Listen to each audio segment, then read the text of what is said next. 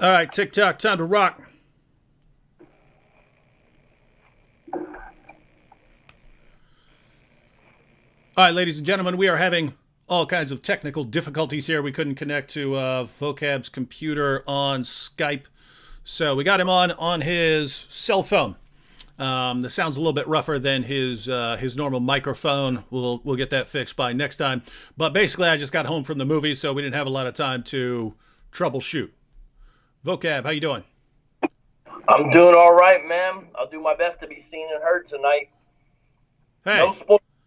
hey, you wear those dumb glasses, and now we can see the reflection. Don't you like it? Not if I angle it just right. Look.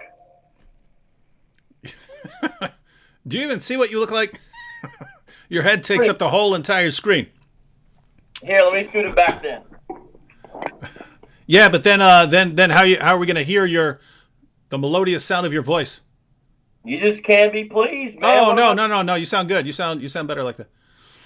Oh, All right, ready? Here you go. All right. Yeah. All right, so how's everyone doing? I just got back. Yes. Here we have Alan Rule. Avengers. Yes, I saw Avengers. How many of you have seen Avengers? You probably couldn't because I'm on the East Coast and I saw it at the earliest showing tonight. So you either saw it exactly when I saw it and then you came home and logged on, or I'm the only one here who's seen it. How many people here have seen it? You say you're not seeing it until Saturday, Vocab? Saturday morning. Haha. Better close your ears until then. I'm not really that worried about all that kind of stuff. Oh yeah, you're not worried about the spoilers. So after we go off live, I can spoil everything. I don't care. It's not that big of a deal to me. Depends if you want. Hey, look at this. Jonathan says you couldn't pay me to watch Avengers. Oh my goodness. Well, it was the best superhero movie of all time. Was it? Yep. I would have put Dark Knight first, and then there's a few others I like The Winter Soldier. I liked that one. Most people don't put this at near the top of their list, but X-Men: Days of Future Past I really liked. What? Come on, man! You got the Quicksilver scene. You got mainly everyone died. I like movies where everyone dies, and of course they fixed it and brought everyone back in Days of Future Past, but everyone was dying in the future and stuff like that. Then they fixed it anyway.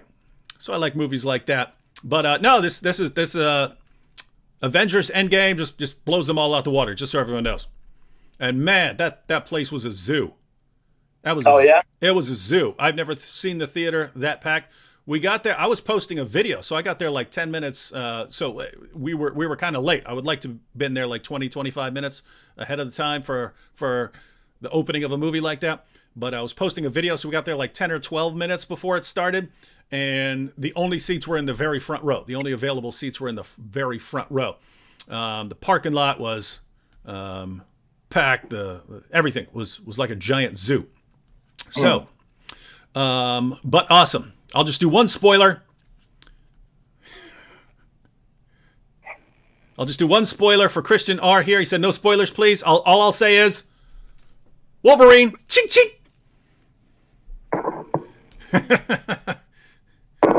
Universes collide. Universes collide. Time travel. Universes collide. Wolverine. Ching ching. No, I'm just kidding, guys. I don't give spoilers. I give fake spoilers. Huh? It's actually a pretty good fake spoiler, though. Yeah. I normally give the fake spoilers. Do you remember years ago when I fake spoiled Rogue One and I said, oh man, when Yoda showed up out of nowhere at the end and saved everyone, that was the audience lost their mind. And I actually had a Christian like curse me out.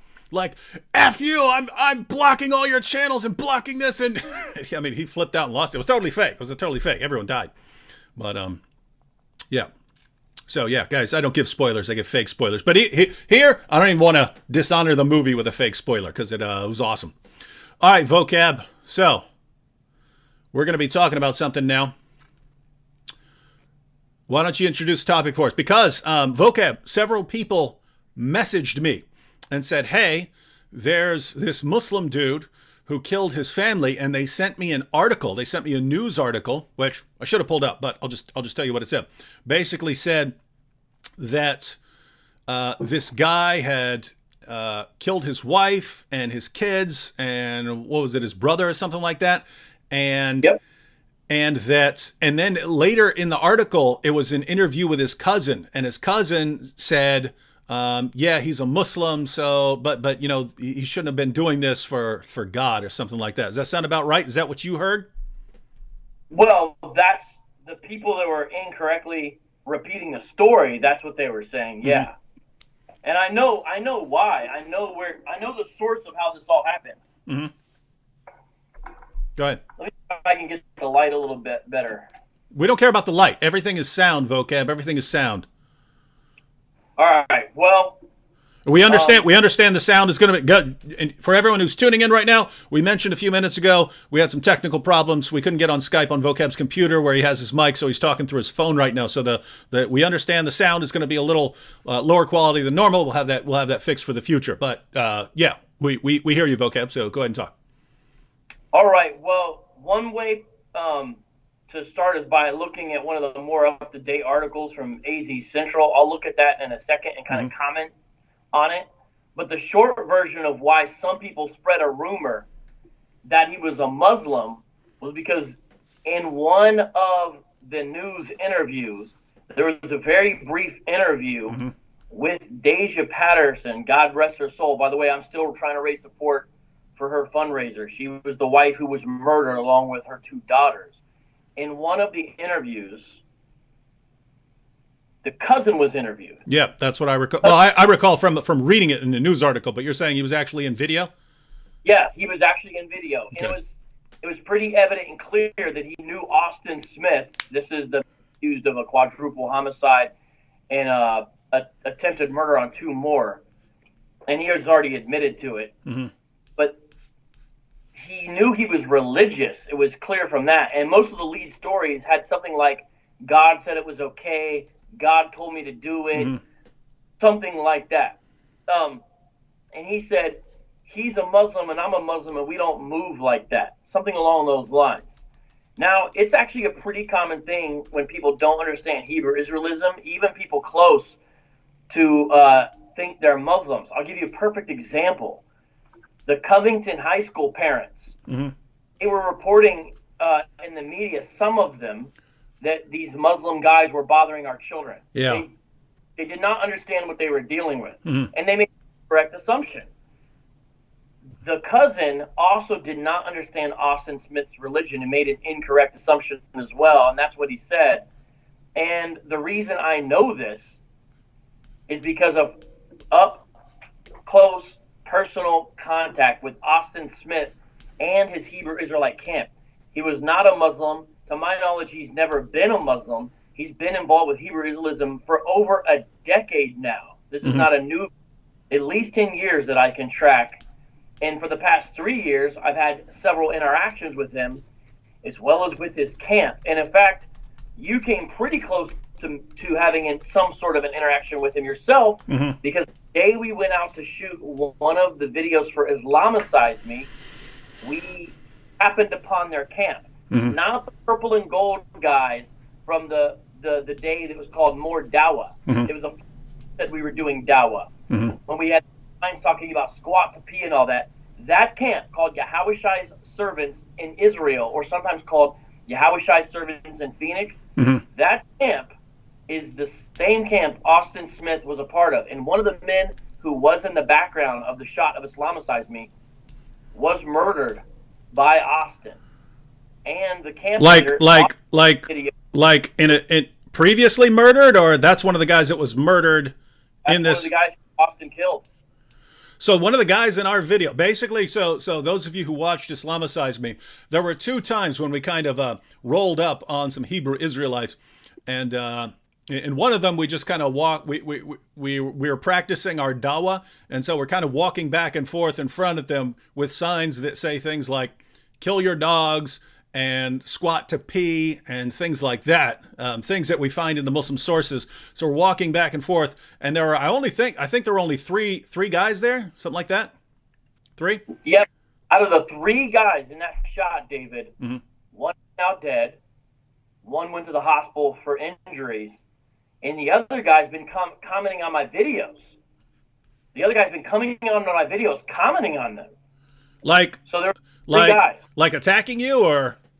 Yes, because the charge by the Hebrew Israelites is that I've used this story to smear them all, or something like that. But there's a few things about that. One is it's incorrect for people to blame Muslims if a Muslim didn't do it, or to blame Islamic theology, however you want to put that. But either way, it's incorrect to say this guy something something Muslim, this guy something something Allah, this guy something something Muhammad, if he's not a practitioner of Islam. That's incorrect. That's not right. Well, that's the reason. And so I went and commented on a lot of the news stories where they would show a video and say the truth. I copied and pasted a comment there. And I broke the story in a sense. What I mean by that is no one had reported on the nature of the religious angle. Almost every story reported on the religious angle, but it almost sounded as if he got a revelation from God that told him to go kill his family. That is not what happened. There was a PR person for the Phoenix PD. He got closest when he relayed one of the words of the detectives who interviewed Austin, because Austin was very forthright and admitted thing apparently. He said, Austin said in his eyes, in God's eyes, that is, in God's eyes, this was okay because this is how someone in his religion is supposed to be dealt with. That puts, the second I heard that, I saw his face and I said, this guy looks really familiar, and I confirmed it before I came out with the story. So they've been being upset. But by God's grace, again, Ron Freeman is one of the men that was in our Islamicizing video. On day 16, it's Dawah time. He is now dead. He was murdered by one of his... Killed by one of his own cell of Hebrew Israelites. Yeah, no, that's a key word. Not just one of his, ideology or religion. Literally someone in his camp. Someone he would be out on the street with every Saturday by our block. I mean, you were out on that block. You saw how close that is to my house. I'm not driving far away. We're just walking down the street, basically. And the way it went down is this. Austin had already murdered his wife and 2 of his 3 daughters. This is a horrible story. This is that's why. No, it's bad. This is. I just wanted to comment on it real quick, guys, because we've got the Islamic terrorist attack. We're talking about this because. Well, again, several people sent me this story and wanted me to make a video about this Islamic terrorist attack. And I didn't because I went to the story. I clicked on the story and I read it. And, if I deal with Islam, then I don't want to really report a story about some guy who just went crazy or something like that and went on a killing spree, right? Because, so think about it. If we talk about the terrorist attacks that happened in Sri Lanka, right? That was a coordinated, well thought out attack by a group of devout Muslims, right? Guys who were ready to lay down their lives and who became convinced, based on studying Islam's most trusted sources, that the greatest thing they can do in life, because that's what the Muslim sources say, the greatest thing they can do in life is die while waging jihad against unbelievers, right? So if we're talking about Islam and we want to get to the heart of an attack, then that's something that I want to talk about and want to talk about it a lot. If some guy just loses his mind and kills a bunch of people, then even if he were a Muslim, that's not really a story I would want to talk about if it's not connected to his ideology. So I didn't pay much attention, but then I saw Vocab commenting that this guy wasn't a Muslim, he was a Hebrew Israelite.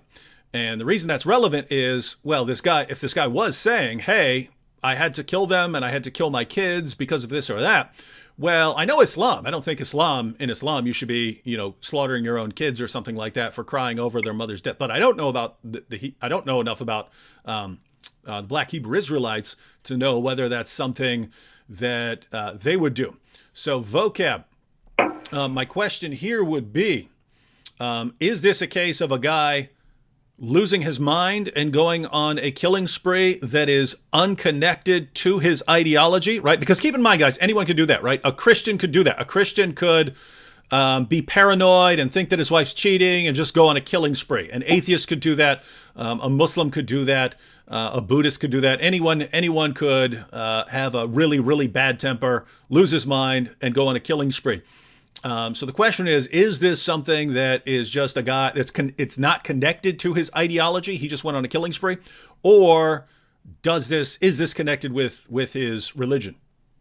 Well, a few things. Remember, he did say that he was doing this for his religious beliefs. Now, after this happened and I reported on it, here's the answer. I watched every response video I could by his former camp. Because previously to joining Yahushai's servants in Phoenix, or Yahushai servants in Israel, he had been a part of the great Millstone Israelites. That, ironically, is the very first group I encountered here in Phoenix almost a decade ago or so, however long it's been now, that got me really doing more stuff with the Hebrew Israelites. They're sort of the worst of the worst of the worst. They kicked him out. They said he was a bug out. That's their term. So they want to make sure everyone knows they've already kicked him out. And I recognize that. He was not part of GMS at the time of this murder. He was a... And what this shows us is that ex-members of GMS are the worst. Here's what I mean by that. This is the second instance I know where an ex-GMS member had been in some way disassociated from the camp because of bad behavior. And GMS is so wild and vile that if they kick you out, that means you're really messed up. They literally tolerate anything. They tolerate people hitting people on the street. Just watch the Bay Area camp videos titled America's Most Hated Group or something like that. They tolerate talking about raping children in the kingdom, but they say they're not children because they've come of age. They're the only ones who teach the rape doctrine, as it's called. So if they kick somebody out, watch out. This happened a couple of years ago, maybe 8 years ago or so in the Carolinas. An ex-member killed his family as well. He had multiple wives. He was an ex-affiliate of GMS. Same thing with Austin Smith. So, yeah, he seemed to sort of bug out, as they would say.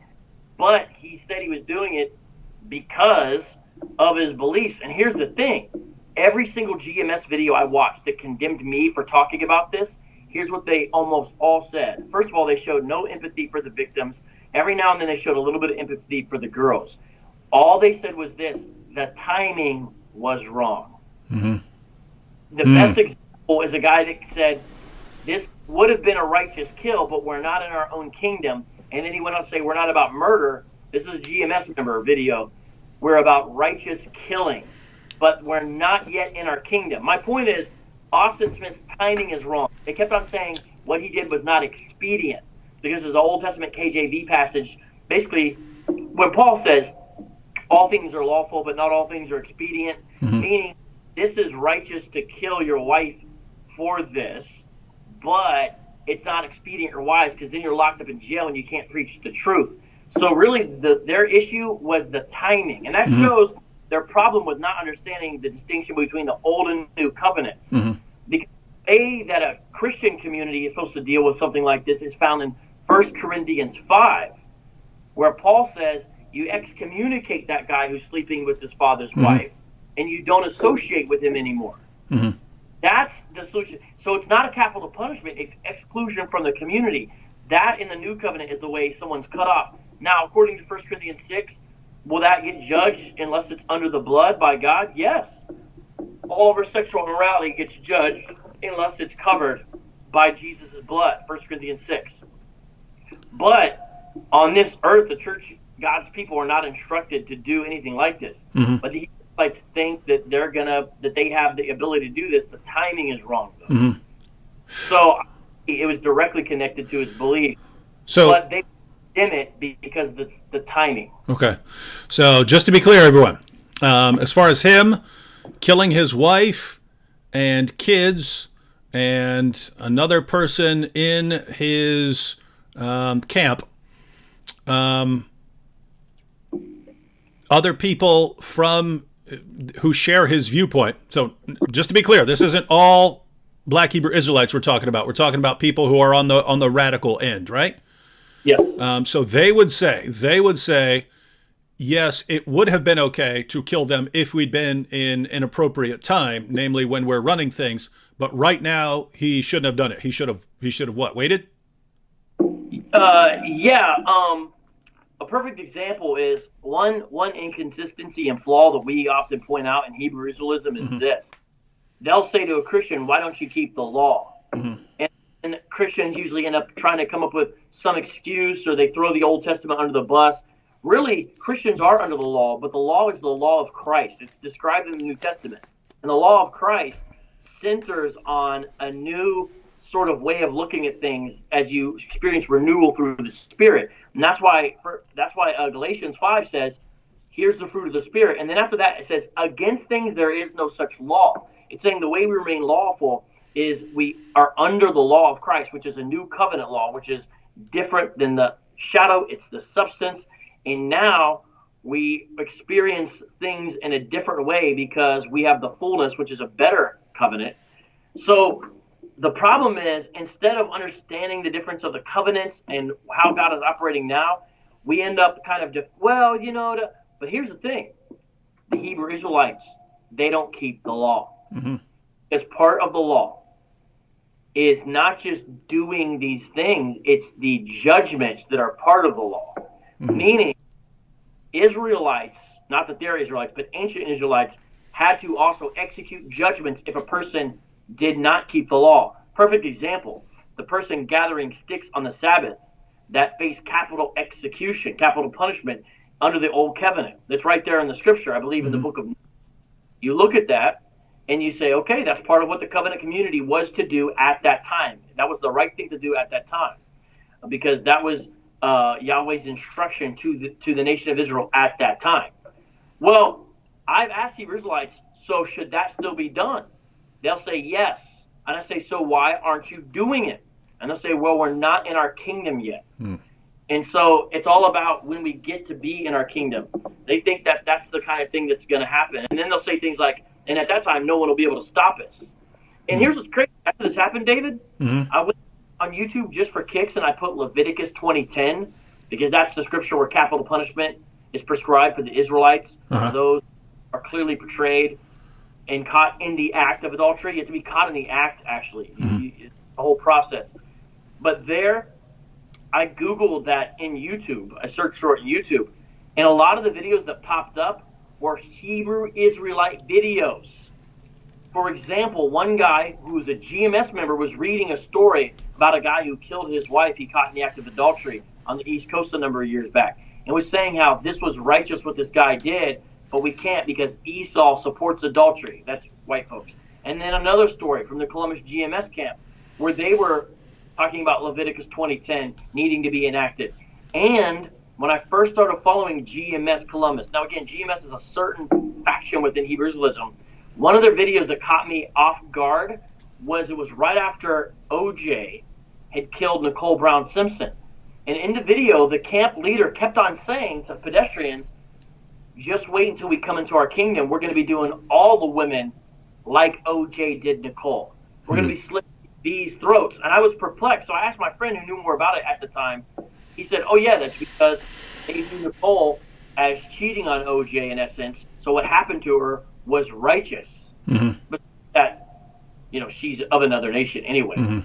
But it shows all that happened was Austin enacted what they talk about all the time. And again, everyone listening, when I say they, I'm talking about one kind of Hebrew Israelite. There's Hebrew Israelism, and then under it, there's a banner called One West. Under One West are different camps. One of the worst One West camps is called GMS. A breakoff of GMS, Yahushai Servants in Phoenix, is the camp that we saw on the street and the camp that Austin Smith was a part of. They talk about doing this stuff. Yahushai Servants, GMS, This is how they operate. So yeah, this is not discordant with their theology, but it's a matter of timing. Yeah, it as you're talking, it almost reminds me of the situation in Islam. Under Islam, there are various Sharia penalties, right? Like executing apostates and executing people for adultery, chopping the hands off of thieves, and so on. But in the West, if you ask a Muslim, "Hey, why don't you do that?" the response would be, "Well, we're not under Sharia yet, right? We have to wait until Islam expands to here and then takes over, and then we do those kinds of things. Then we do those kinds of things." But at the same time, even though that would be the sort of official Muslim position, that yes, that is the Sharia penalty, but we're not under Sharia yet. You still have people, even in the West, places like Canada and so on, here in the United States sometimes, Great Britain sometimes, you still have people doing like honor killings of their daughters. And the idea there is, my daughter is doing something bad. She's violating Islam. She's not taking it seriously. She's doing things that she's not supposed to. So we're going to execute her. And so the idea there is, it's not, they're not officially under Sharia, but some people just go and do it anyway. And so sounds kind of like that. I do have a quick question. And the topic's kind of heavy, right? We're talking about, kids being killed and stuff. So might want to intersperse it with some lighter moments, respond to some comments and stuff. But let me get this straight, Vocab.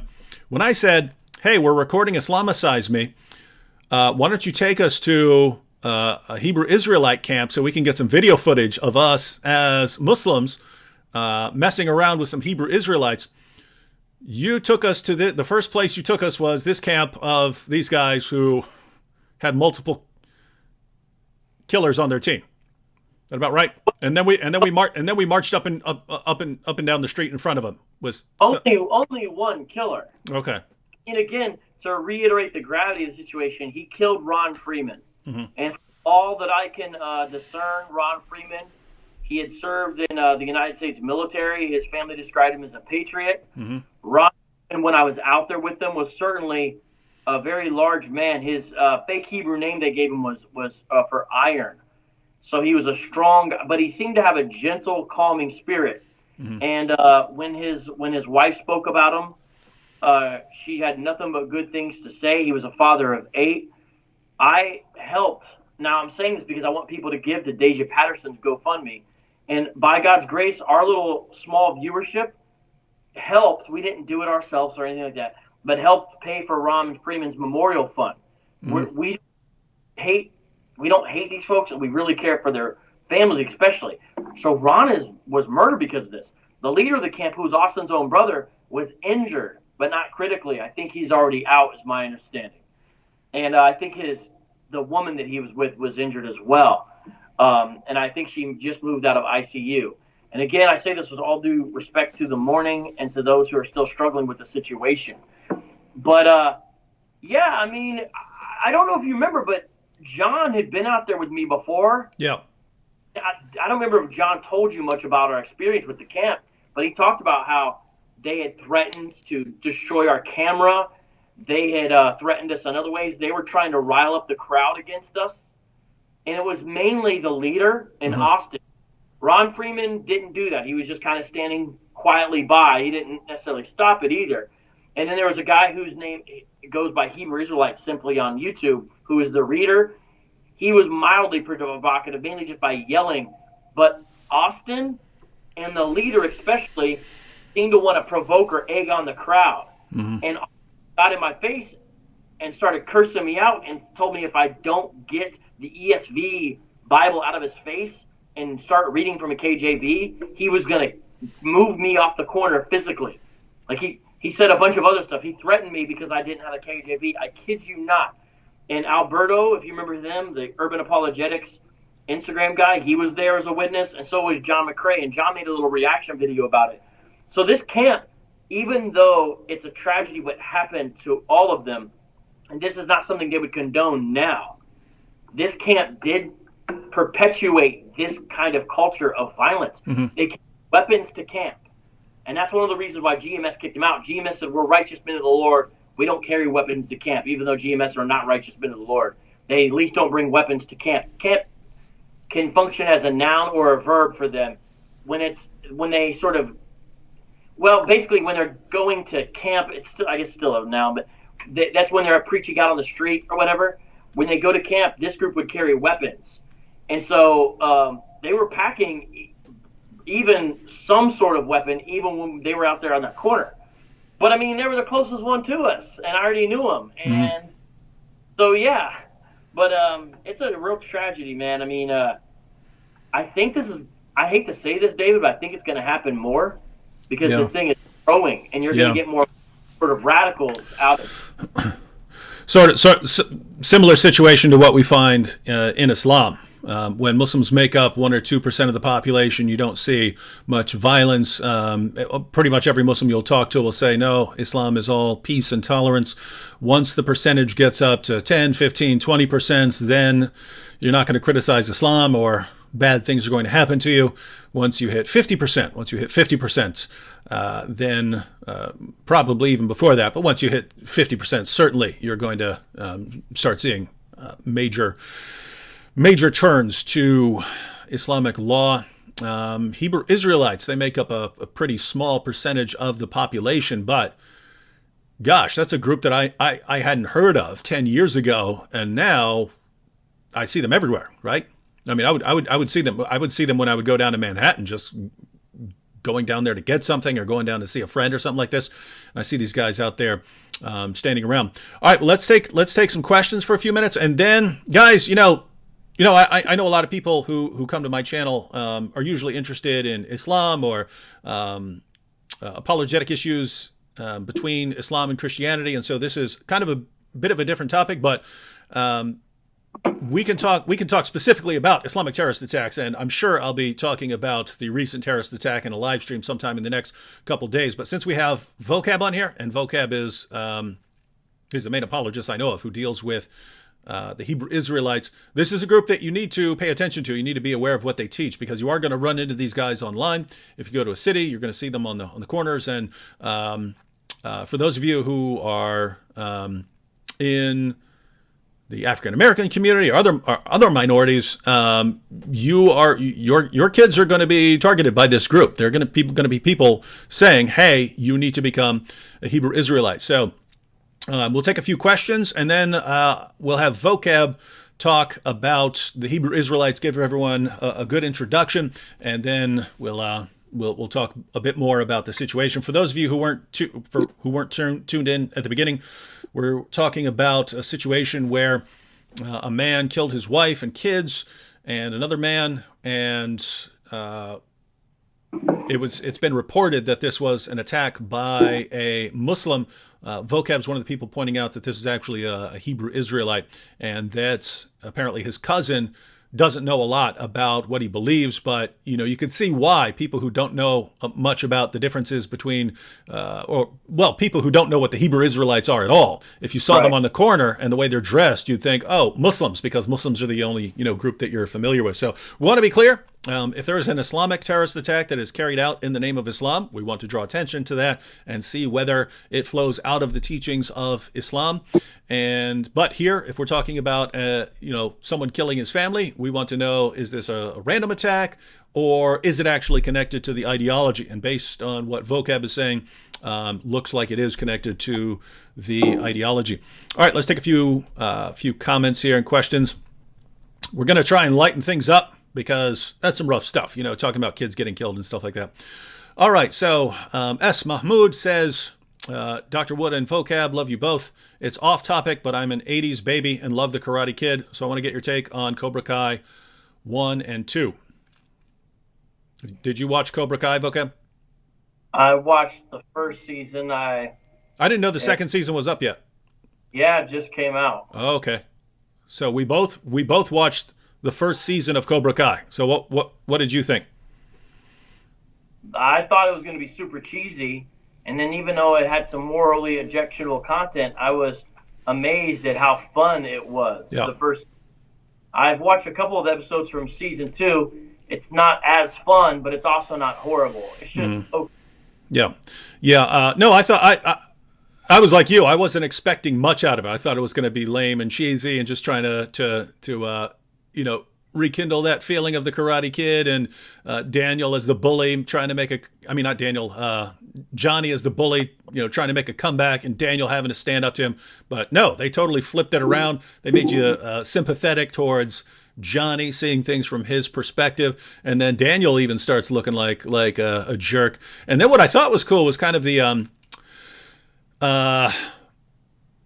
like Johnny's sort of anti-social justice comments sort of throughout the series, right? Like he has no tolerance for victimhood and people whining about things, and so he would just blurt things out. But people are so fed up with a lot of the, you know, the social justice issues that that people kind of end up cheering for him whenever he's, you know, he tells people to basically quit whining. So yeah, I've only seen season 1. I thought it was really well done. Yeah, it was kind of funny how out of step they purposely made him, but it shows the difference in the 80s to now, I guess. And spoiler alert, there's another character, I think most of you know who it is, who comes in this season, and he's even worse when it comes to that. Yeah, John Kreese, right? Yeah. Yeah.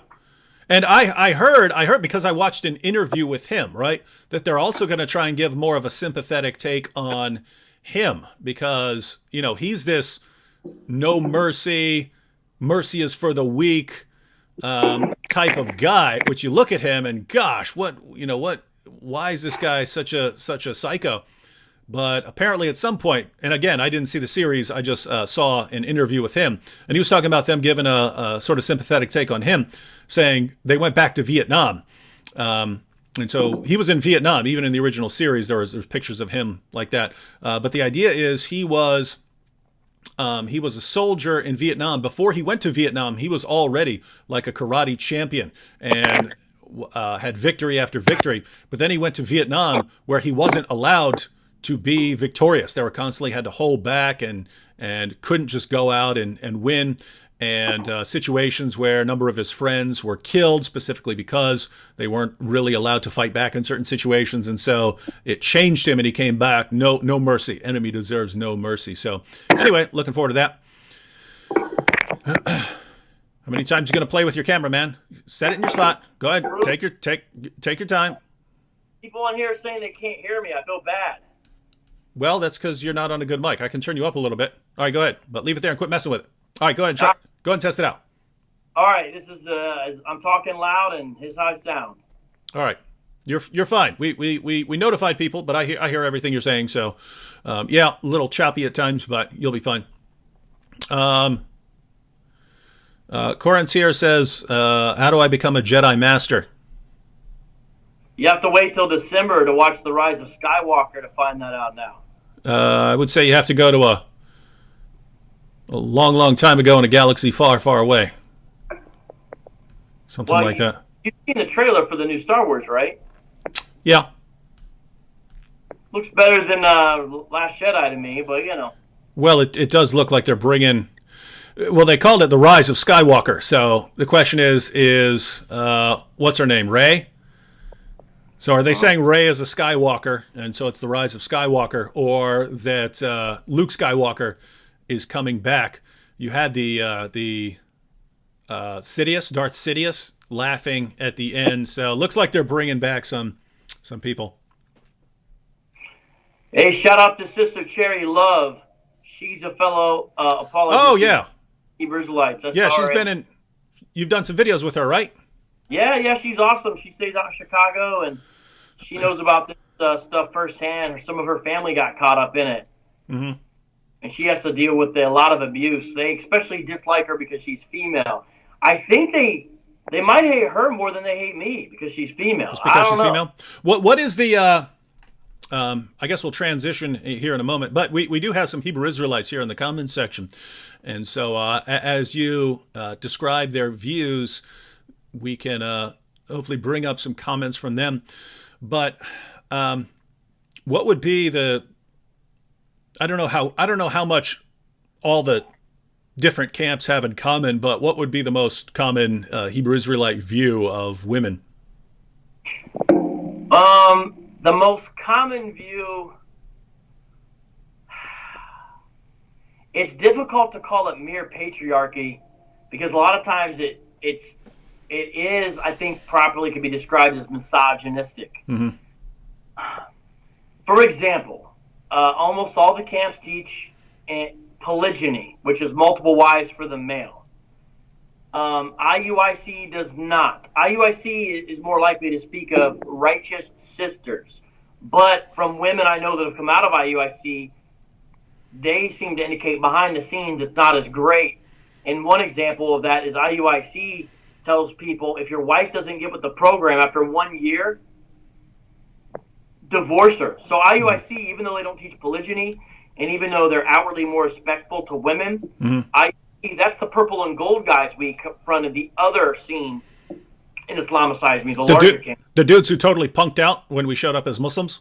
Yeah, they just, the guys that ignored us completely like we were ghosts.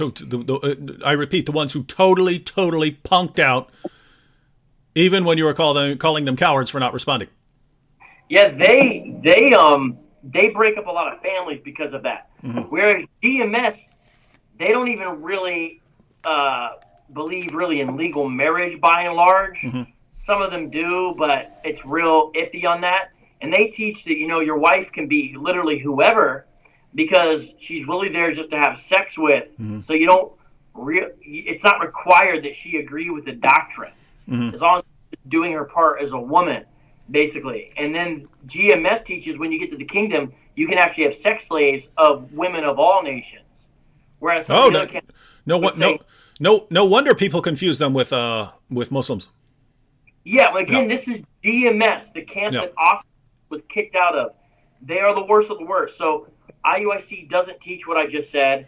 They don't teach the rape doctrine either. Then there's ISUPK, for example.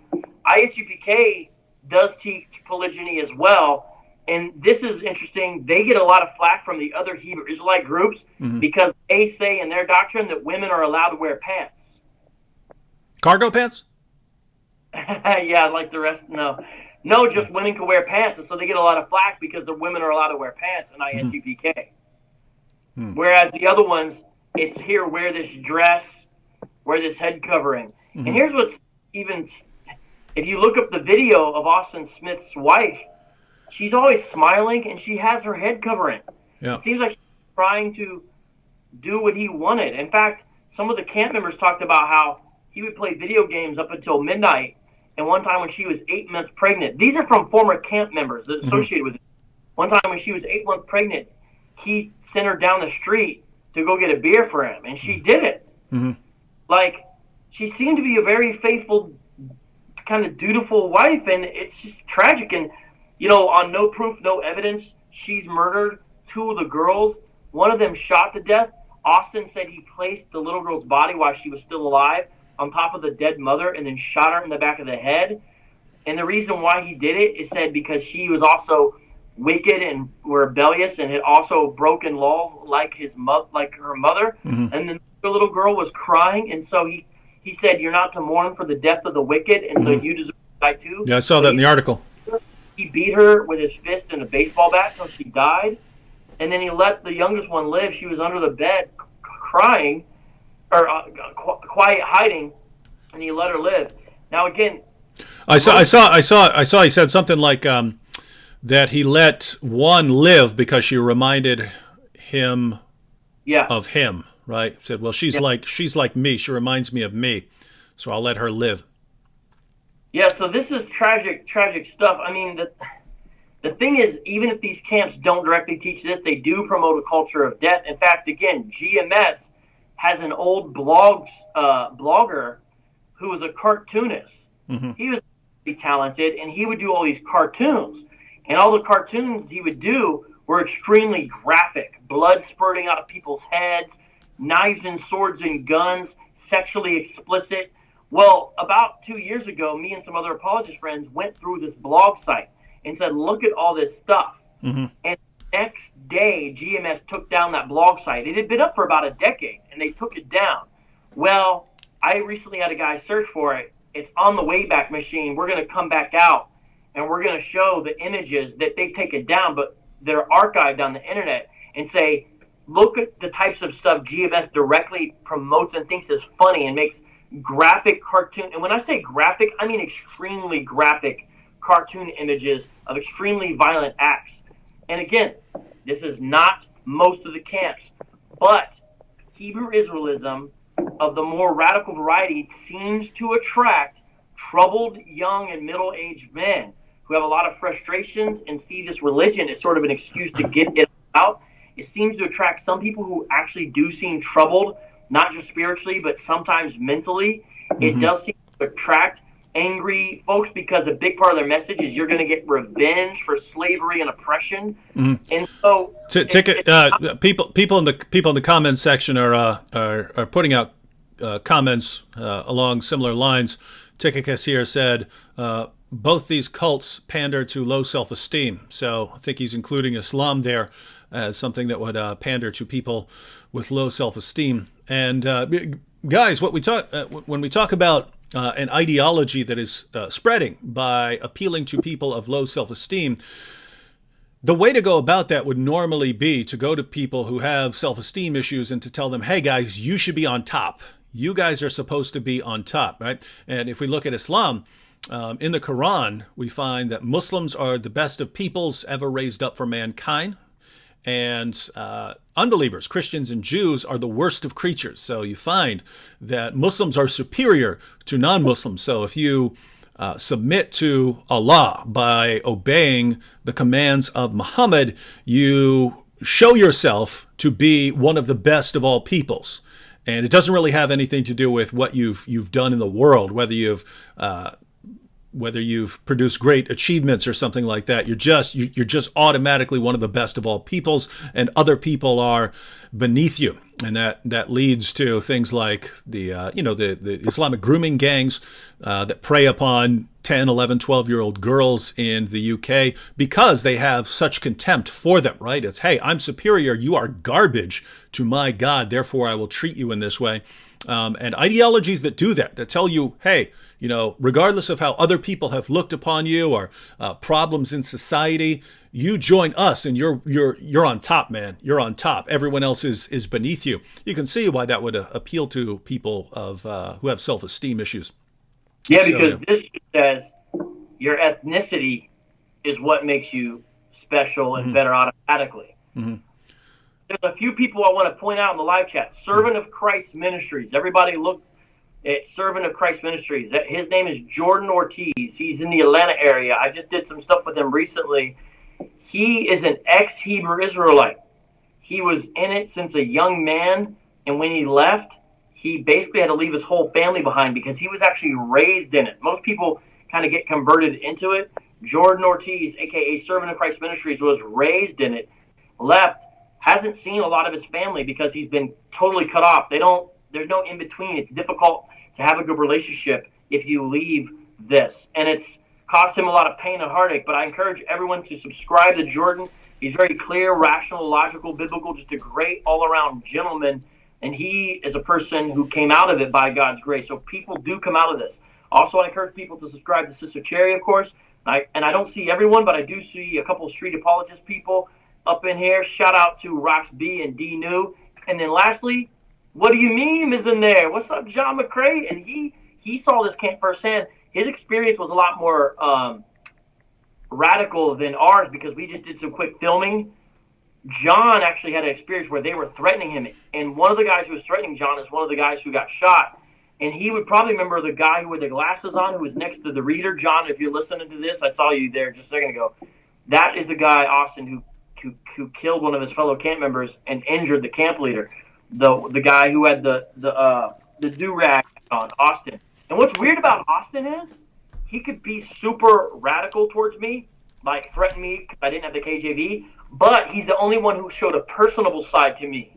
What I mean is, one time I spent 6 hours out there with those guys, and Austin was laughing at my jokes at the end, saying, "You're a funny guy," except he was using a different word.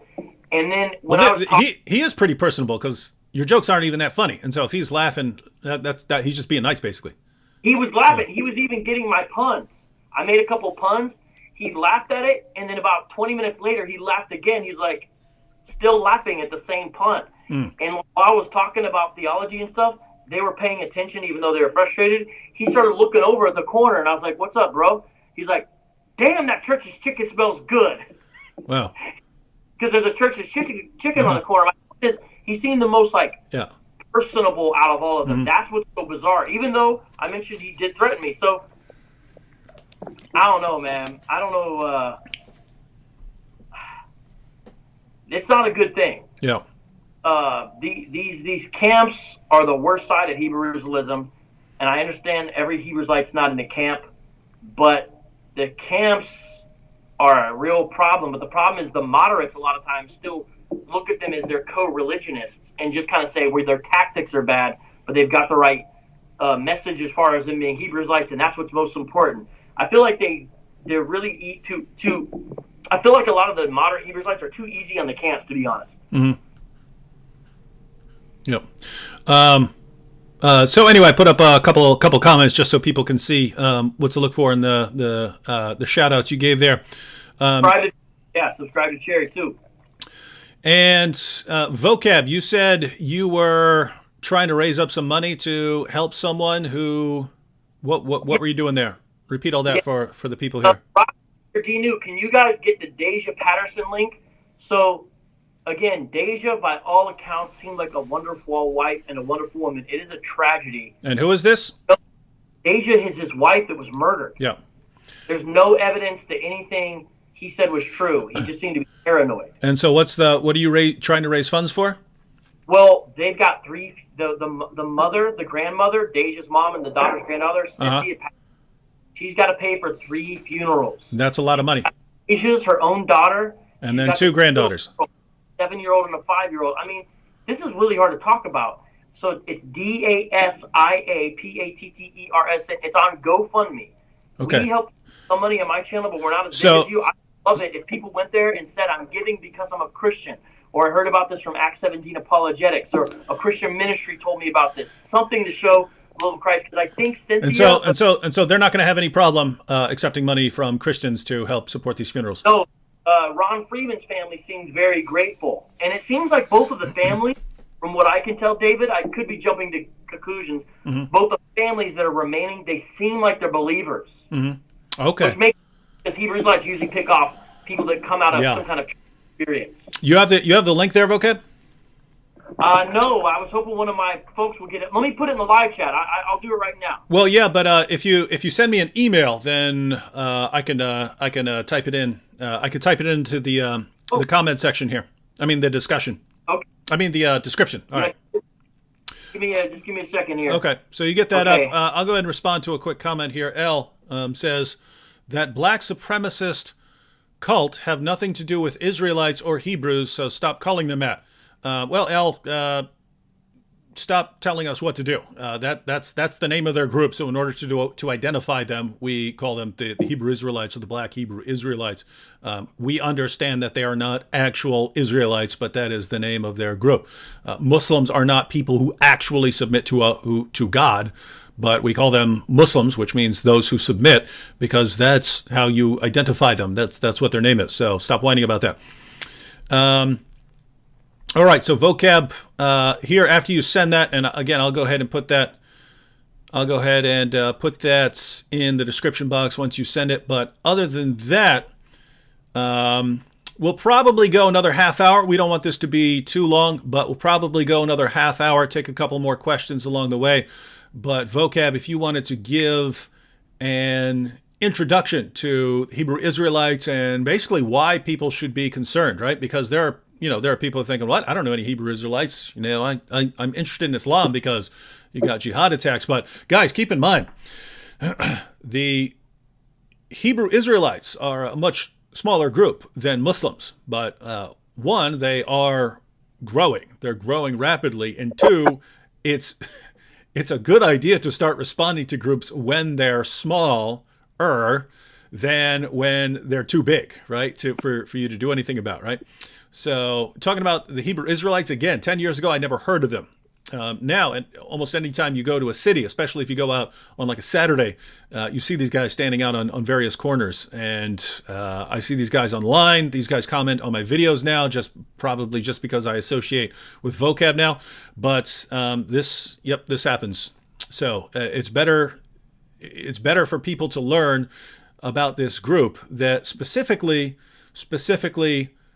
targets people of certain ethnic backgrounds. There are exceptions in other cases among some of the camps apparently, but if you are African American or another racial minority, these groups, if you're anywhere near a city, are going to be approaching your kids. So it's good to be aware of this. All right, vocab. Well, the current wave of Hebrew Israelism we're talking about began in 1969. Mm-hmm. Prior to that, in the late 19th century, some people had some visions and revelations that told them that African Americans were actually the true ancient biblical Israelites. And if you understand something about the history a little bit, you can see how it went from sort of a metaphorical connection to some people's minds to a literal connection. You know, a lot of the paradigm that the slaves looked at to be freed from slavery were the Israelites under Egyptian bondage, and they saw their plight similar in America. And that's a good thing to see the Bible as advocating, you know, freedom and exodus out of slavery. But in some people's minds, it became literal, and so instead of being descendants of Africans, they're descendants of Israelites who happen to be living in Africa. And, you know, at first it kind of just started out not very popular, you know, but it grew a little bit right after World War I. That's sort of the second wave. And then it grew again in the 60s, and that's the ancestors ideologically to the groups I deal with. And then recently, in the past 10 years, with the YouTube advent, it's grown tremendously. We're talking exponential growth, and it's almost touching every city in America. It's going over into parts of Europe and Africa, down to Jamaica, the Bahamas. I mean, it's these groups are growing. They usually start small, but they're very consistent. They're out on the corner week after week.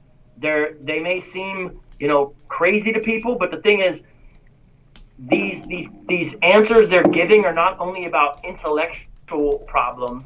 They're dealing with moral and emotional and indeed deep felt spiritual needs. And so whether you understand it or not, and I think the more you're familiar with the history and the plight and the situation of the background, I think you'll understand the appeal better.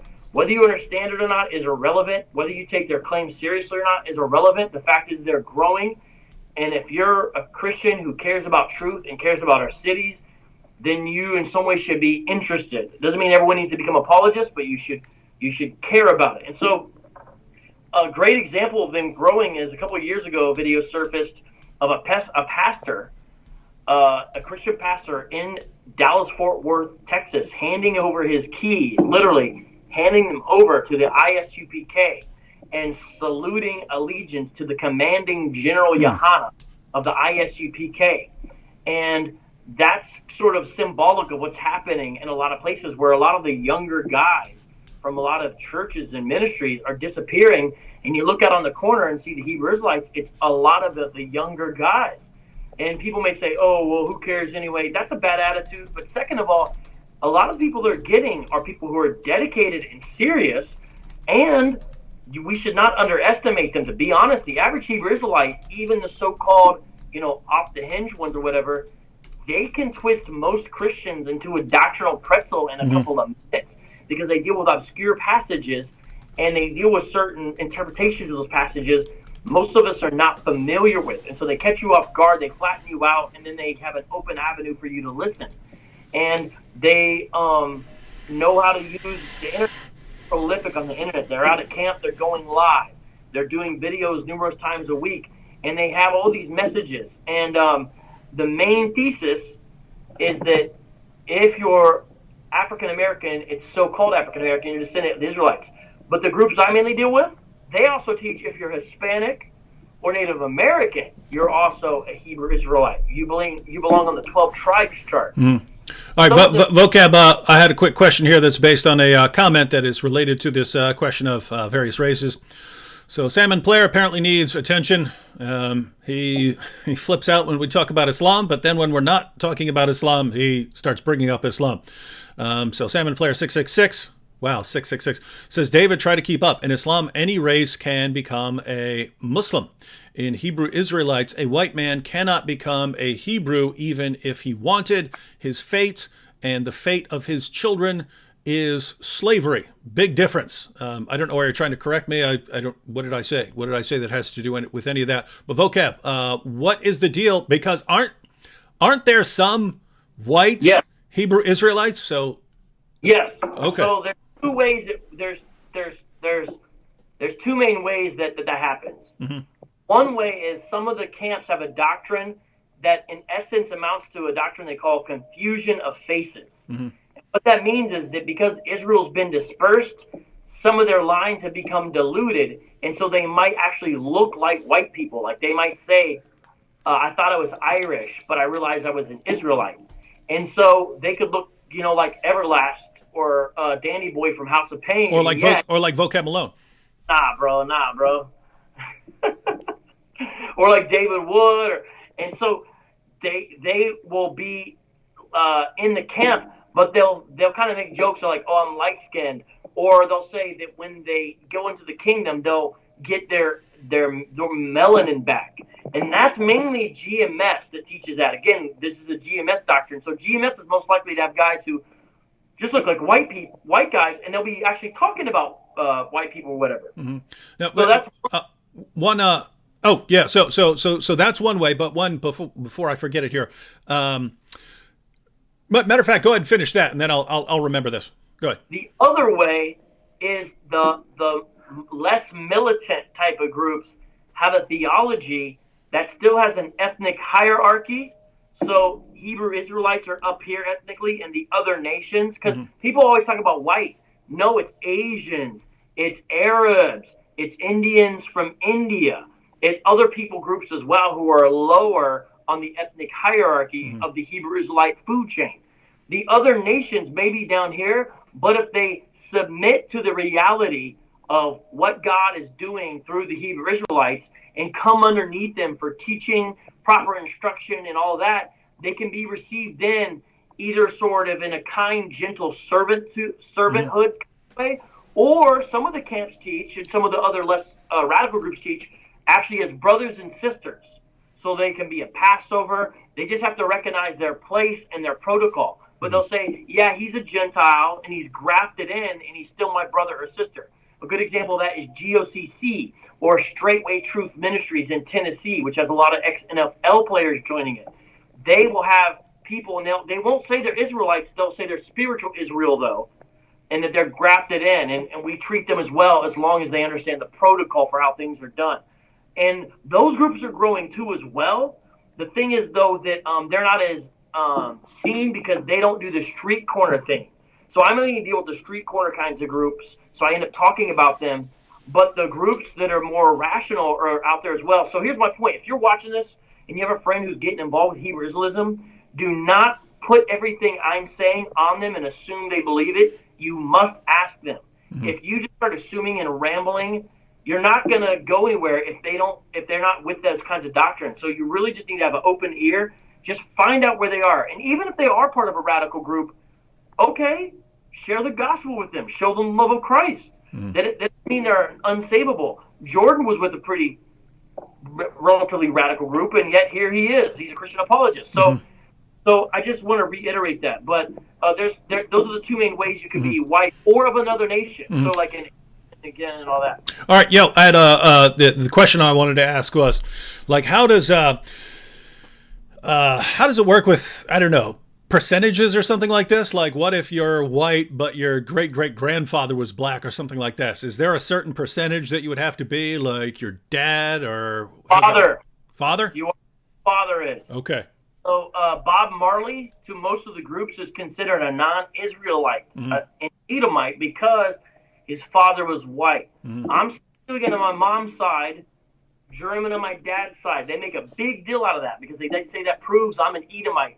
because if I was Sicilian on my dad's side, under their logic, the One West camps would say it's possible I'm a Hebrew Israelite, since Sicily was conquered by other The Moors. Yeah. Africans who they would say were some Israelites.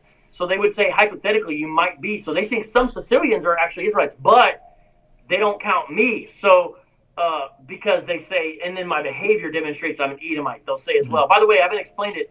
Edomite is their slur biblically for a person who's white. They say they're of the seed of Esau. Yeah. So that's what they say. If you're Asian, you're a Moabite.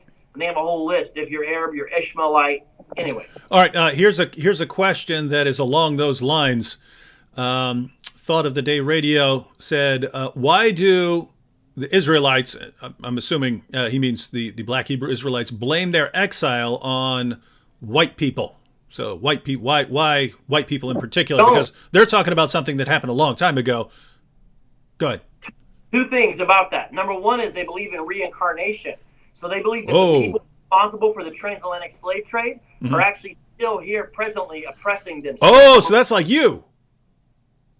What do you mean? That's like me. I mean, like you're one of the guys who did something to them centuries ago. You're the reincarnated him? They think you've got to stay in the same ethnicity, but that's the way they get around the I wasn't there thing. Number two, they don't actually blame Arabs and Europeans necessarily. They actually blame themselves. So they go to Deuteronomy 28 and say, our people did not follow the laws, statutes, and commandments in this book. That's why we've inherited the curses of Deuteronomy 28. Specifically, verse 68 says we'll be carried away in ships. Didn't that happen in the transatlantic slave trade? Yes, it did. We're the people of this book. So they actually will say it's our fault. And then what they say is, so to now build up this nation that's supposed to be righteous and holy, and to get in touch with your lost roots and culture, you now keep the laws, statutes, and commandments of the old covenant. But at the same time, they'll talk about wicked Edomites or something. But under their schema, if you're an Edomite or an Ishmaelite, you don't really almost have any choice but to be wicked. It's by your nature. They don't even believe the Edomites and Ishmaelites, for example, sin, because they don't believe they were ever given the law. They're just doomed from jump. They're devils by nature, in essence. And so they kind of go back and forth between blaming and not, but really they'll say it's our fault, because when we're operating at our most high and most powerful, no nation on earth can stop us, because we're the chosen people and we're better than other people of here. Just look at our excellencies, and they'll point to what is understood to be black excellence. They'll talk about athletes and musicians and intellects, and they'll say this is proof for the people of this book. So it's quite a complex schema. Wanted to respond to a quick comment here. Again, there are people who really want me to address Islam over here. Here's someone who's trying to correct me. It's always interesting how they try to correct me on something I've never said in my entire life. Suicidal Feeling said, dude, if you're a Muslim, you need another name, because that's... in Islam, you're not just allowed to commit suicide, even though your prophet was repeatedly suicidal, right? After he supposedly got his revelations in the cave, he thought he was demon-possessed, so he went and tried to hurl himself off a cliff. Later on, when the revelation stopped, after he became convinced that he was a prophet, he again went and tried to hurl himself off a cliff. So this is a guy who, anytime something is going wrong, runs out to throw himself off a cliff. And he's the pattern of conduct in Islam. But as a Muslim, you're not supposed to kill yourself. So anyway, if you're not supposed to do that and you call yourself Suicidal Feelings, it makes it sound like you're planning a suicide bomb. So get a new name, given what we had recently with all the suicide attacks. But he said, Wood's claim that women are going to hell because they are women is a lie. If a woman goes to hell, it's not because she's a woman, it's because of other reasons. Well, I didn't say that if you go to hell, it's because you're a woman. Show me where I've said that. Muhammad said that most of the inhabitants of hell are women, and he does say that it's connected to their nature. So women are stupid and immoral, and that's just the way they are, and so they end up in hell more. And if you'd like a source on that, I'll go ahead and read Sahih Muslim 142. Muhammad said, so if you're a Muslim here, and I don't see why you'd be trying to correct me if you weren't, Sahih Muslim 142, Muhammad said, O women folk, You should give charity and ask much forgiveness, for I saw you in bulk amongst the dwellers of hell. A wise lady among them said, Why is it, Messenger of Allah, that our folk are in bulk in hell? Upon this, the holy prophet observed, You curse too much and are ungrateful to your spouses. I have seen none lacking in common sense and failing in religion, but at the same time robbing the wisdom of the wise besides you. Upon this, the woman remarked, What is wrong with our common sense and with our religion? He, the holy prophet, observed, Your lack of common sense can be well judged from the fact that the evidence of 2 women is equal to 1 man. That is a proof of the lack of common sense.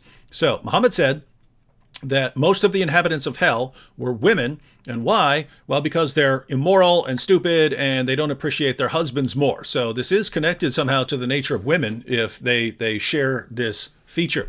So that's what I've claimed, but there I'm just repeating what your prophet has said. So if you have a problem with any of that, your problem was with your prophet, not with D-Dog Dizzle here. All right, vocab.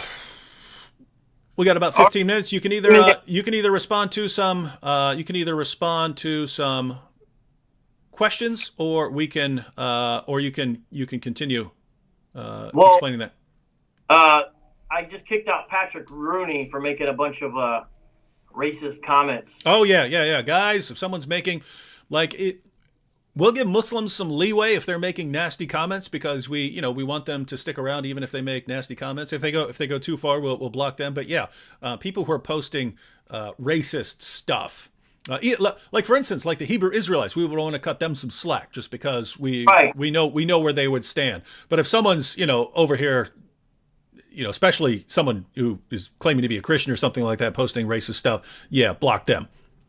Yeah, he was trying to make racist comments against and you know what, if you're in some way racist, don't get involved with the Hebrew Israelites, because what I mean is don't get involved in trying to correct them, because it doesn't help. It really doesn't help. And racists don't help anything, just so you guys know. Yeah, responding with racism with more racism doesn't do it. So I actually have empathy. Now the Hebrew Israelites don't believe me, but they don't really believe anything possibly is good that I would say. But I have empathy towards many Hebrew Israelites, and have a certain level of a sympathetic understanding of why aspects of the doctrine is attractive to them. Mm-hmm. I say that with all sincerity. I don't have to. I get a lot of it in the sense of I see certain aspects that it fulfills in a person's heart. But see, justice is a good impulse that is put there by God giving us his image, meaning we want justice. But when the sinful nature is unchecked, it turns good impulses such as desire for justice and turns them into sinful impulses and behaviors such as bloodlust, revenge. And Hebrew Israelism, a lot of it really caters to that. Mm-hmm. Because you just look at a lot of the doctrines, and it caters to a lot of that. Mm-hmm. And so I have empathy towards the plight. I do not have empathy towards the doctrine. If all Hebrew Israelism was saying is that, hey, we think these people are Israelites ethnically, if that was the beginning and the ending of the story, I would not be involved with this, because that's a minor claim. I would think it's by and large factually erroneous. Mm-hmm. However, that's not worth someone's time, effort, and energy to get involved in a whole apologetic venture, in my opinion. But it's when you say, in essence, Jesus Christ's sacrifice on the cross was not enough, therefore law keeping is essential to be in good with God. That's the Judaizing heresy. Galatians, that destroys the gospel. People buying into that is damaging to their soul. When you say that certain ethnic groups are above other ethnic groups by virtue of their ethnicity, and the Bible teaches that. No matter how far or how short you take that doctrine, meaning you can be grafted in as a lesser brother, basically, or you're going to be in hardcore slavery, it's so ethnic hierarchy, which also goes against the message portrayed in Scripture of a people that is every nation, tribe, and tongue. If you just look at Revelation 5, Revelation 3:28, it's that. And then almost all these groups denigrate the deity of Christ They have him some kind of created being or one God among many gods. They don't believe in the triune nature of God, and so they mess around with the Trinity. They deny the triune nature, or they come up with some other strange scheme, same thing with the Holy Spirit. So the doctrinal errors multiply, and when growing, it becomes a real problem. And I can handle it though. Kind of takes the threats and the comments in stride. If you're going to deal with this, you've got to be able to, I think, do that. And so yesterday we put out a video that is really hilarious. It's called The Kindness of the Hebrew Israelites. And it's a 10-minute little miniature movie. And all of this is all these clips of them wishing curses on me, that my children would die and that I'll get a spider bite, stuff like this. It's pretty funny though. But I don't, you got to have thick skin if you're going to deal with these guys, to my point as well. You got to have patience. Because if not, you're just going to create more problems. So if you're not that kind of person, just check it out from afar, Yep. Vocab here. Someone said, Hebrew Israelites are not interested in conversation. And I'm sure that is true of some Hebrew Israelites. They want to, shout people down. But there are certainly Hebrew Israelites who are interested in conversation, I would say, because I've even seen them involved in public debates and so on. So what are your thoughts on that? Well, if you look at the channel about 2 weeks ago when I was in Atlanta, I did a very peaceful, cordial sit down with one of the kind of main, intellectual advocates of Hebrew Israelism, Ron Shields, aka Divine Prospect. I sat down with him. We had a very peaceful, kind talk about all kinds of issues, and I think it was a good model. I'll do that with anyone, actually, no matter what they believe. So I don't cut people off because they believe or something so-called radical. We can have the same conversation. It's just, can you do it? Will you do it? A lot of them don't want to, but even the radical guys, sometimes you can break through. Now, I guess it wasn't enough, but that day that I was out there with the Hawashai servants in Phoenix or Israel, whatever they alternate, with Austin Smith himself, at the end of it, we had a good rapport, and I kind of had broken through some of their defenses. Now, the shields were back up next time I went out there, so it was kind of like starting over. But the point is that it's not impossible even with some of them, but I think to an extent, you got to be called to this. So I have people who support me just like people support you, but I think a lot of people that see what you do, just like people see what I do, they recognize they're probably not the right person for the job to be out there in the front line having these discussions and dialogues and all that. But some people are, and so we're a team. It's a team effort. But I don't think we should write anyone off. They're not interested in conversation. Yeah, maybe on the street, in that situation, you might not get very far. But a guy at your job, even a guy you meet on the internet who's a little more reasonable, you never know what the Lord will do. And again, Jordan Ortiz is in the live chat. Jonathan Soko just joined the live chat. We have 2 ex-Hebrew Israelites. Jonathan is also a regular and street apologist. He makes all the beats that I do for my channel. Jonathan is an ex-member of GOCC. So we have 2 ex-Hebrew Israelites, even right here in the chat. The point is that we can't write folks off. Oh, and the guy who edits the videos, Mike Apology, that you met, remember at the Doctrine for the Block that stayed over my house? Don't or anything like that. But he's there, and he's the new content manager for the channel. He does all the great editing. So my point is, though, that don't write anyone off. You don't know. You don't know who you're going to reach or how God's going to use. People probably would have said back in the day, Paul didn't want to have a conversation. And maybe he did, but maybe some of those conversations that he did have or that he heard, maybe the preaching of Stephen in Acts 7 maybe impacted him later when the Lord, boom, got him on Damascus. We just don't know. Yeah, so guys, and I'm like Vocab. I'm not about to write anyone off here. I mean, keep in mind, I was a guy who actually wrote someone when I was in prison, and after I become a Christian, I started writing people that I had been mean to or something like that, and one of them was a Christian girl, and so I wrote her a letter from prison, and I got a letter back, and she said that she used to pray for me, but then she stopped because she figured she was wasting her time and that her time praying could be better spent praying for pretty much anyone besides me. So we know that there are people from really messed up backgrounds and messed up positions who come out of it. So yeah, guys, just because it's similar with Islam. You've got guys who will want to kill you for trying to share the gospel with Muslims.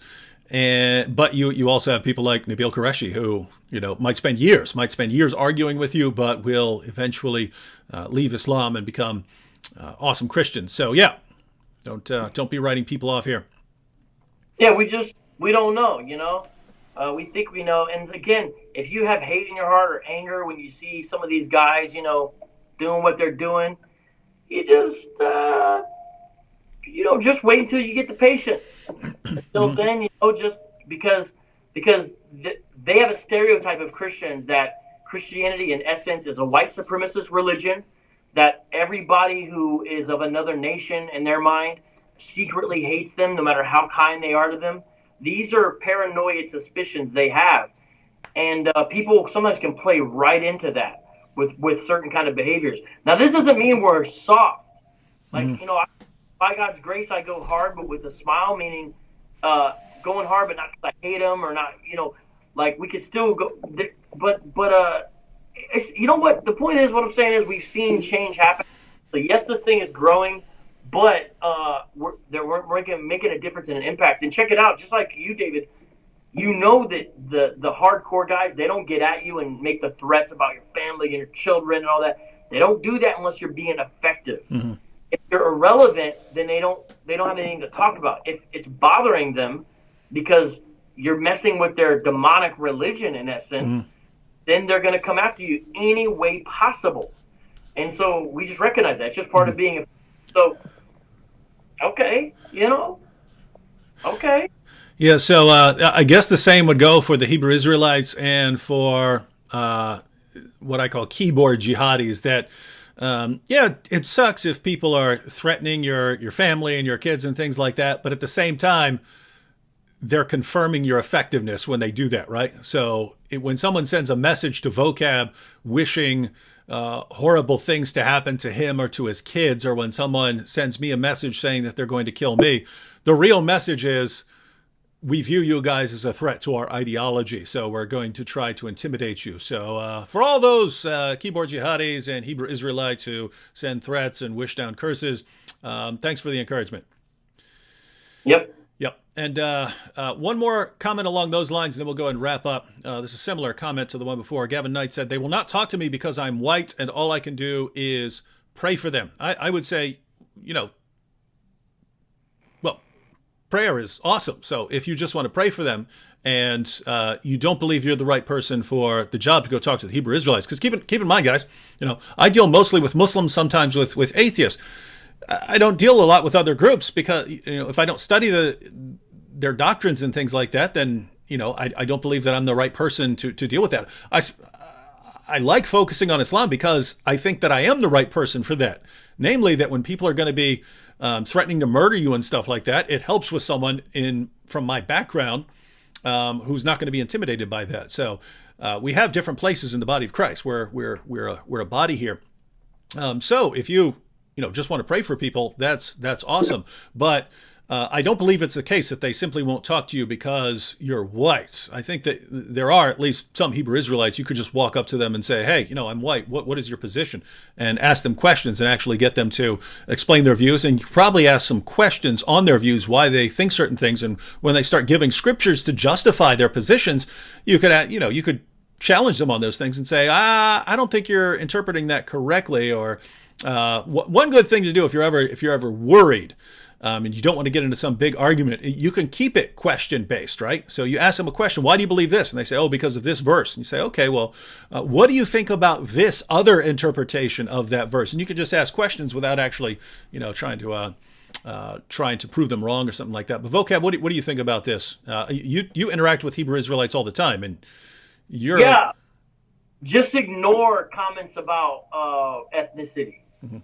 So, like, if you're too attached to any given ethnic identity and the Hebrew Israelites assault it, then it's going to rattle you or shake you up. But if you're a believer, praise God for whatever people group he's made you in. Acts 17, he sovereignly did that. But don't be too attached to that when you're dealing with them. Don't hold that as something they can hurt. Just let those fly off like water off a duck's back. What I mean is stick to the big issues at hand. Why are they saying that about an ethnic group? You know, they're going to be enslaved or exchanged. It's because of their doctrine. So get at the doctrine, not the so-called offensive comment. Go behind the comment. And so you just got to learn. And this is a Christian concept. Mm-hmm. We don't trade insult for insult. You know, we do our best to. And again, no one is saying I always do this. This is the goals that we aim for by God's grace, right? These are the goals we want to hit. So just bypass that, because God could use whoever, even if they think they don't want to talk to you. You show the character of Christ, and you show the truth. You show the truth of understanding the gospel. You show the truth of understanding who Jesus is. That can stick with them, because the word of God is sharper than any two-edged sword, powerful, able to cut to the core, severing the bone from the marrow. So, meaning the word of God is what wins the battle ultimately. You know, 2 Corinthians 10:3-5, we cast down arguments and strongholds that exalt themselves up against the knowledge of God. That's what we destroy. The weapons of our warfare are not carnal. And when you see all that, you realize them doing that, if you're holding your ethnicity or something else too close and it gets insulted and you get stuck on that, you're fighting the wrong battle. Instead, go to the gospel. Go to who God is.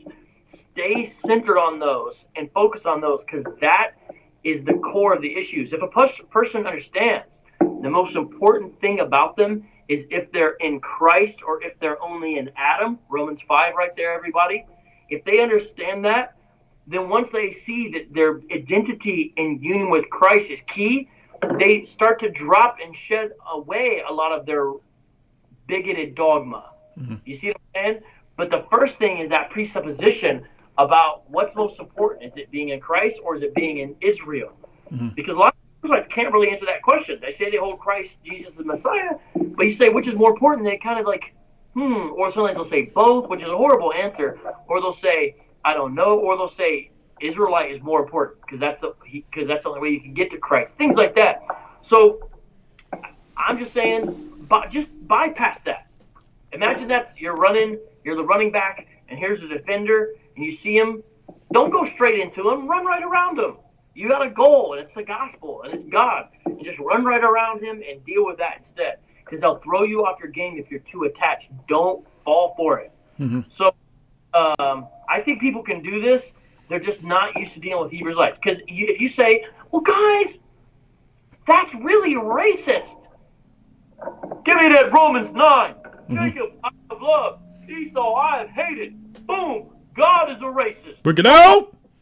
Yeah, their interpretation is, well, God's a racist, so thank you very much. Mm-hmm. So get around that and find out what's their understanding of God. Mm-hmm. Get around that and understand what's their understanding of the gospel. That's where the problem areas lie, not in whatever name they call. Because they'll offend you.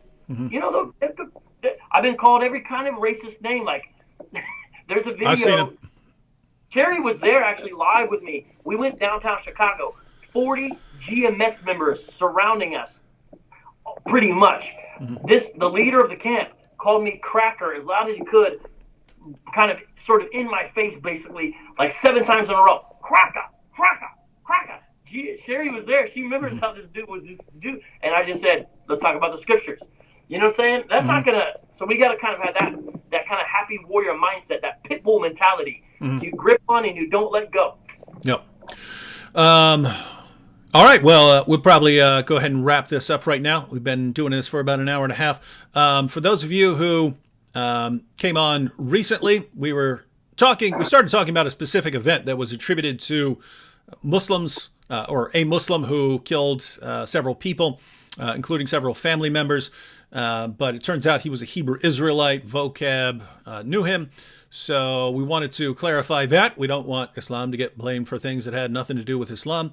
So talked a little bit about that, and then went into the Hebrew Israelite movement. And so Vocab gave us a lot of background there. If you want more, especially if you know that you're going to interact with Black Hebrew Israelites. The link to Vocab's channel is in the description box. You can subscribe there, and Vocab deals with this issue regularly. Also in the description box, there is a link to a GoFundMe for the family. So the grandmother of the little girls that were killed by this guy, she is not, she had nothing to do with that. She had nothing to do with the movement and so on. So Vocab invited everyone to go to the GoFundMe, contribute to the funerals for the little girls, and post something about, hey, I'm a Christian, but I know you're not responsible and that you didn't have anything to do with that, so I would like to contribute to the funeral of these little girls. And so invite everyone to do that. So that's about it, right, Vocab? Yeah, I mean, maybe post like Romans 12:12, which says, more with those who are mourning. Mm-hmm. And remember, Cynthia Patterson, the grandma's got 2 little of her grandbabies to take care of the funeral, plus her daughter. And the Child Protective Services came in and took away the 3-year-old. Mm-hmm. So, that's not good. So during the most tragic, this little 3-year-old who was hiding under the bed, who just saw her dad kill her mom and her 2 sisters, she's in foster care somewhere. She needs to be with grandma, and so they need to get her back. And I saw the image of grandma. You can tell she's a sweet lady. So let them know you're a believer in some way. Mm-hmm. Just let them know, because they're about halfway there. It'd be great if we could, if we could cover it and take care of this. Mm-hmm. And this is very near and dear to my heart because it happened right on my block. And David, you can attest. You saw how close this camp was to my literal house. This is not some distant thing. I knew these guys. I'm not saying I went to pizza with them, but I spent multiple hours with them. This happened in my city where all the locations were mentioned. I know all these locations. Mm-hmm. Yep. So this is very relevant. And 4 people dead, 2 injured. So this is a big deal. We gotta stand against this doctrine, not with weapons of fleshly warfare, though. Mm-hmm. Yeah. So everyone, subscribe to Vocab's channel if you can. Head over to that GoFundMe page and help for these little girls' funerals. We got people here requesting a freestyle. Doesn't seem like the right mood. We're talking about little girls being killed by a Hebrew Israelite. Not exactly the freestyling type of situation. But for those who follow my channel, lots more coming up, because there are more videos to make about the recent attack in Sri Lanka than I can make in a day. So many important topics to address, and Lord willing, I'll have at least 1 or 2 more videos out tomorrow on that topic, because there are a lot of topics to deal with there. All right, so thanks to Vocab for joining us here, and we'll have more soon. God bless everyone. Peace out.